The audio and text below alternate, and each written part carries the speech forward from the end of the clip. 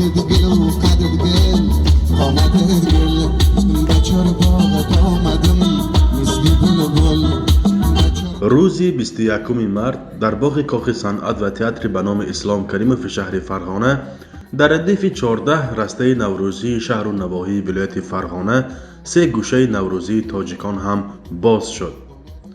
در این منطقه که تاجیکان بعد ازبک زبان ها قسم بیشتری اهالی را تشکیل می کنند، از ناحیه های سوخ، ریشتان، یازیابان، قوسای، فرغانه و شهر فرغانه به این معرکه آمده ترانه های نوروزی تاجیکانه خواندند و هنر خود را نمایش دادند.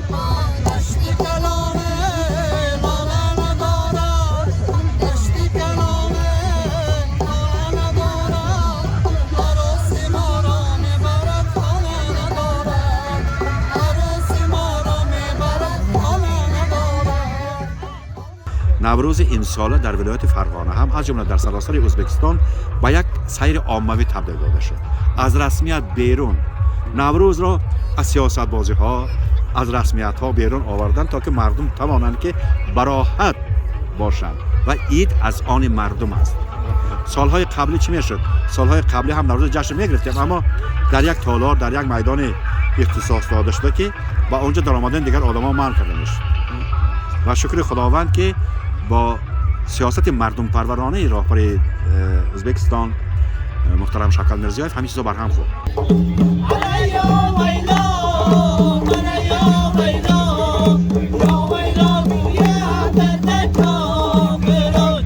دسته هنرمندان و آوازخوان‌ها از ناحیه سوخ در این معرکه بیشتر سرود عنعنوی یا ویلا را زمزمه می‌کردند که درد جدایی از خویش و دیار و شکوه از یار را افاده می‌کند. ناحیه سوخ یگانه جزیره قلمرو جمهوری ازبکستان است که تقریباً 100% اهالیش را تاجیکان در احاطه جمهوری قرقیزستان تشکیل می‌دهند.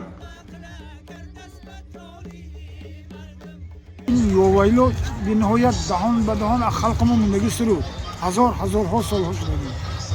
همین دهان به دهان ده تا ما اومدم روز از نو ما با خیزم همین یوویلو همین دسته ما روز همین ولایت فرغانه و تشریف کرده که یا انسامبل ما همینجا همین یوویلو های خونده میشه.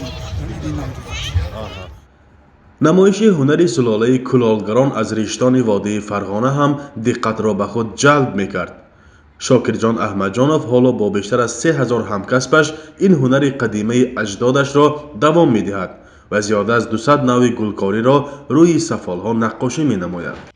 این جدا حاضر ابتون دنیا دولت‌ها مهمان آمدگی از پاکستان، از تاجیکستان، از قرقیزستان مهمان آمده و این کلالگری دیده یک خداش یک سمیگود دیگه چه ساسته دیده خرسان ساس که همین روشنای کارها همین جنده ابراندنشه ازبکستان انده رشتان انده براندگیش بود دیده هم خرسان ساس سیا چشمک ببردی دیلم علا چشمک و تو مایلم. در ولایت فرغانه تقریباً 300,000 نفر رسما تاجیک ثبت شدند، ولی ساکنان آن میگویند در اصل این شماره به مراتب بیشتر است. در این منطقه دهها مکتب و دانشگاه به زبان تاجیک فعالند و مقامات محلی با تأسیس سازمان جمعیت تاجیکان را متحد کرده است. ساکنانش میگویند حالا آنها در روحیه همجواری و دوستی در این همسایه کشور تاجیکستان عمر به سر میبرند. فرزان محمدی، رادیو آزادی، وادی فرغانه.